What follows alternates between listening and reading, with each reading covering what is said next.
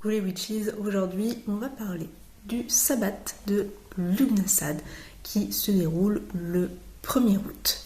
Mais avant de commencer, si tu n'es pas abonné et que tu aimes le contenu un peu ésotérique, que tu aimes la magie et que tu aimes aussi la naturopathie, je t'invite tout de suite à t'abonner sur ma chaîne. Bon, pour ceux qui ne connaîtraient pas, je parle assez régulièrement des sabbats. J'avais d'ailleurs fait un épisode sur les sabbats pour expliquer la différence entre sabbat majeur, sabbat mineur, tout ce qu'il y a dans la roue de l'année. Donc je vous laisserai aller voir l'épisode directement pour en savoir plus. C'est un sujet que j'aborde également plus en profondeur sur le groupe, le cercle que j'ai créé qui s'appelle le Cercle des âmes sorcières, qui va rouvrir à partir de décembre 2023. Donc si tu veux déjà te préinscrire, je t'invite à me contacter en privé. J'ai donné sur mon compte mon adresse mail et tu peux également me contacter sur mon compte Instagram, mon compte Facebook qui s'appelle le Grimoire de Camille. On embraye sur le sabbat de Lughnasadh qui est le sujet du jour, qui donc se déroule, il y a plusieurs dates. Moi je le fais le 1er août parce que c'est une date qui est facile à retenir. Il faut savoir qu'il y en a qui vont le célébrer, ce sabbat, le 6 août. De toute façon, comme j'ai déjà expliqué, les sabbats, il y a toujours une durée pour les fêter, en général de 10 jours. Donc j'ai envie de dire là déjà sur la période du 1er au 7 août, tu peux m'aller plus loin, tu peux pousser jusqu'au 10-11 août pour le célébrer. C'est pas très grave si jamais tu le fais pas. D'accord, il n'y a pas vraiment... Je pense que c'est plus une manière de vivre, encore une fois, au rythme de la nature, comme je l'ai déjà expliqué sur d'autres présentations de sabbat. Personne ne va te mettre un coup de bâton sur la tête si tu loupes un sabbat ou si tu le fais pas vraiment à la bonne date, c'est pas grave. Il y a des personnes qui vont le faire aussi quand on voit apparaître les premiers fruits de la récolte. En général, c'est le blé qu'on va célébrer, donc ce sera cette date qui va faire office de début du sabbat de Lughnasadh, et il y en a qui sont plus branchés sur l'astronomie et qui vont le célébrer quand le soleil va rentrer à 15 degrés dans la constellation du Lion. Ça c'est une histoire de croyance et d'envie, voilà, vous faites comme vous voulez. Voilà. J'ai pris parti pour le 1er août. C'est un des sabbats,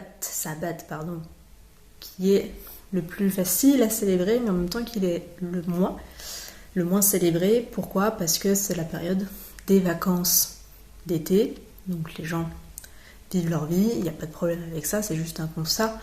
Et aussi parce que dans notre société moderne, on est très déconnecté de la nature, et si vous ne vivez pas à la campagne, vous ne voyez pas forcément que c'est la période des moissons, donc c'est plus difficile pour les citadins de savoir en fait ce qui se passe à la campagne, sauf si vous vous y intéressez de près. Et c'est ce à quoi j'invite à chaque fois dans la célébration des sabbats, c'est de reconnecter avec les cycles naturels pour comprendre que nous aussi on a une énergie qui fluctue, mais en fonction des cycles de la nature. Donc Lughnasadh est un sabbat qui s'appelle aussi Lammas. Donc Lughnasadh, ça veut dire en gaélique assemblée de Lugh.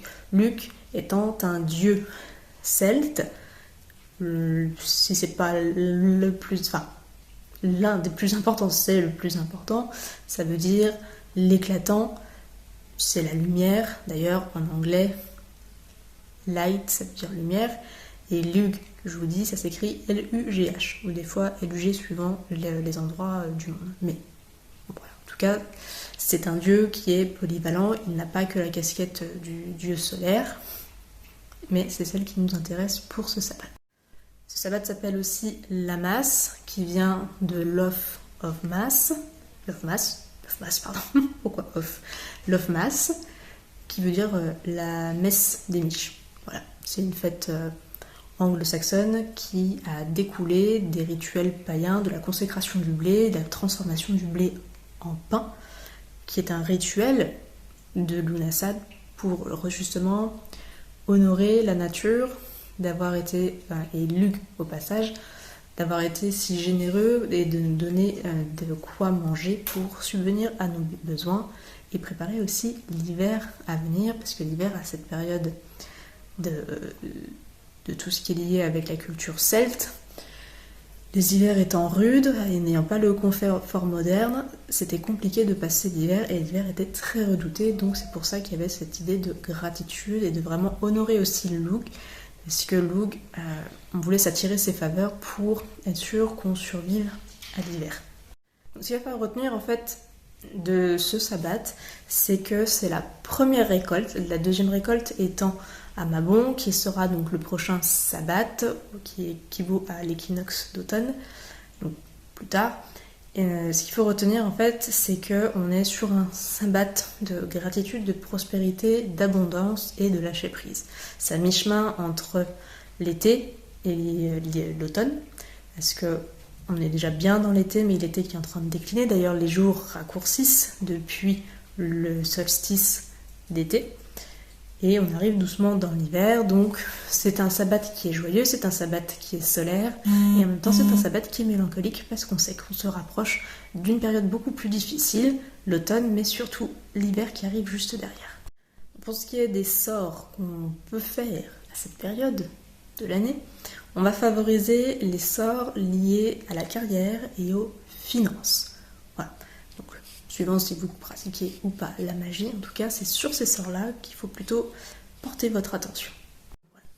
Je vous ai fait une petite présentation rapide. Je ne vais pas m'étendre sur le sabbat. C'est beaucoup de choses à dire et c'est un sujet, encore une fois, que j'aborde dans le cercle des âmes sorcières. Donc vraiment, si ça vous intéresse d'aller plus loin, n'hésitez pas, contactez-moi.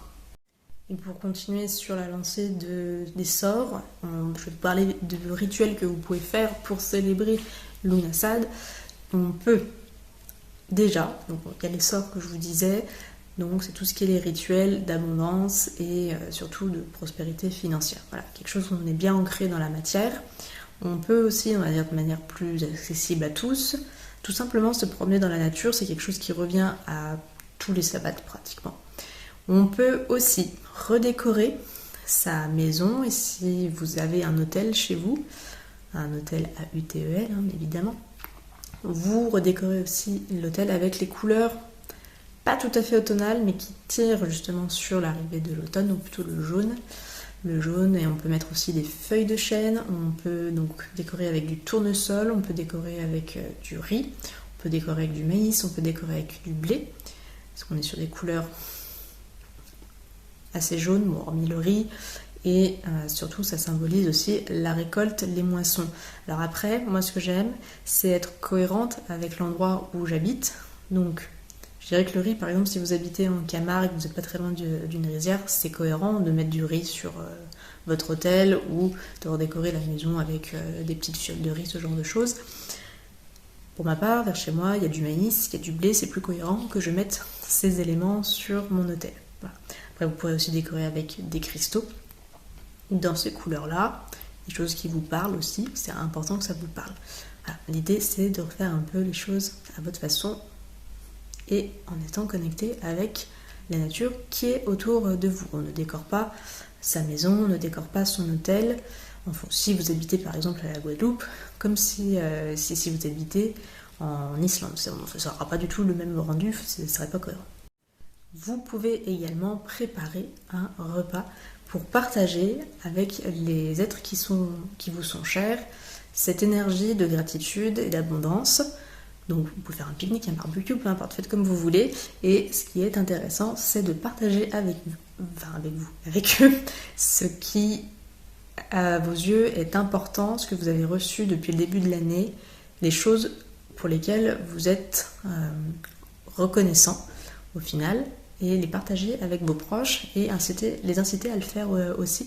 Ça vous permet de vous mettre dans un bon état d'esprit finalement, et même s'il y a des crasses qui vous arrivent dans la vie, comme tout le monde malheureusement, ça vous permet aussi de focaliser un peu plus sur des choses, on va dire, positives, même si je n'aime pas particulièrement ce mot-là.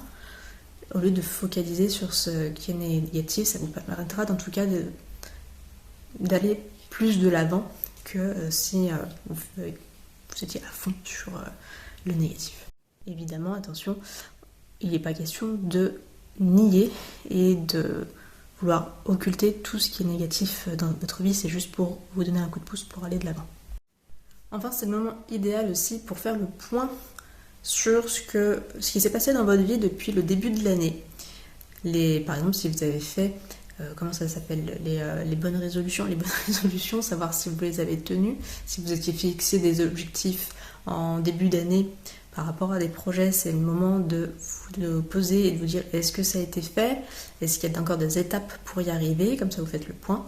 Et si c'est quelque chose qui a été accompli, vous pouvez les noter sur un papier, ainsi que les choses que vous n'avez plus besoin dans votre vie, les choses un peu has-been. Vous écrivez tout ça sur un papier et vous les brûlez, ces petits papiers, comme ça symbolisera pour votre esprit que c'est des choses qui sont parties, qui n'existent plus.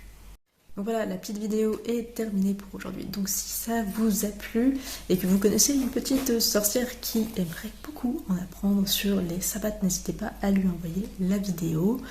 N'hésitez pas aussi à me mettre un petit like pour justement faire grandir la chaîne et que d'autres sorcières puissent nous rejoindre. Et je vous souhaite un très bon sabbat de Lugnasad. Ciao ciao!